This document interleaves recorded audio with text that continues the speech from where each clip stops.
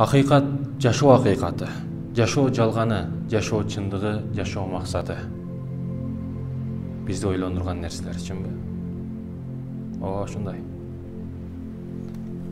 Бир устаздардын бирөөсү шагирттерин чогултуп, бирөөңөр башчы болуп калгыла. Бирөө калыш керек бәрібір. Силерди башкарыш керек, караш керек дегендей. Ошентип шагирттерин жыйнап бардык шагирттерине 3 суроо бериптир. Биринчиси, жашоодогу эң чоң акыйкат эмне? Экинчиси, жашоодогу эң чоң жалган эмне? Үчүнчүсү, жашоодогу максат эмне? Жашоодогу эң чоң максат эмне?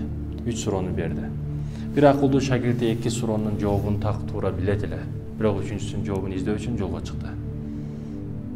Жолго чыгып, медреседен чыгып, айылын сыртында тоолуу таштуу адырлуу жерге келген учурда бир койчуман кичинекей жаш балага көзү түшөт. 10-15 жыл медреседе окуган бала кичинекей жаш баладан келип кеңеш сурайт. Себеби кой кайтаргандар акылдуу болот. Жаш балакай өзү суроого жооп бере албашын билип, акылдуу адам атасынын алдына алып келди. Атасыга болгон суроолорду берди. Бул жигит. Бергенден кийин баягы аксакал карап туруп, "Уулум, жашоодогу эң чоң акыйкат, жашоодогу эң чоң эч ким талашкыс акыйкат бул өлүм акыйкаты" дейт. Эч ким мындан талаша албайт. Эч ким кете албайт. Эч ким кача албайт. Эгер урматтуу мусулман бер тууганым, акыйкат башка жакта болгондо эң жакшыбыз Чубак ажы, Чубак устазыбыз бул жылы розодо биз менен бирге болмок. Бирок жок, жашоо акыйкаты. Эң чоң акыйкат бул. Тирүү жан бары өлөт. Бул акыйкат деди.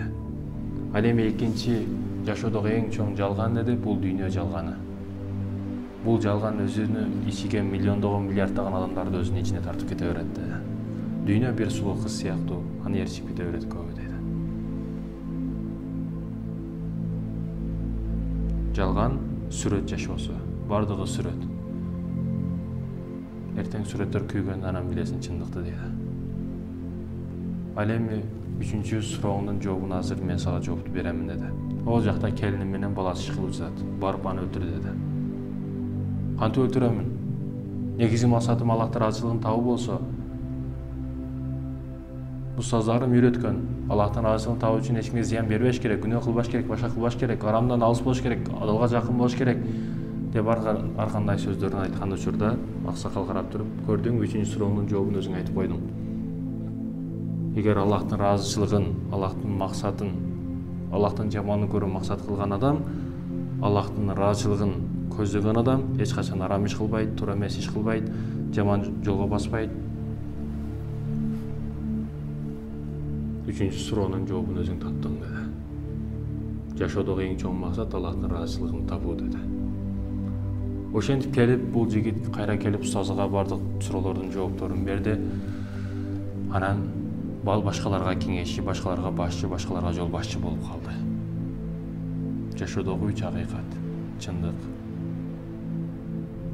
Эң чоң акыйкат, эң чоң жалган, эң чоң биздин максатыбыз. Салам алейкум.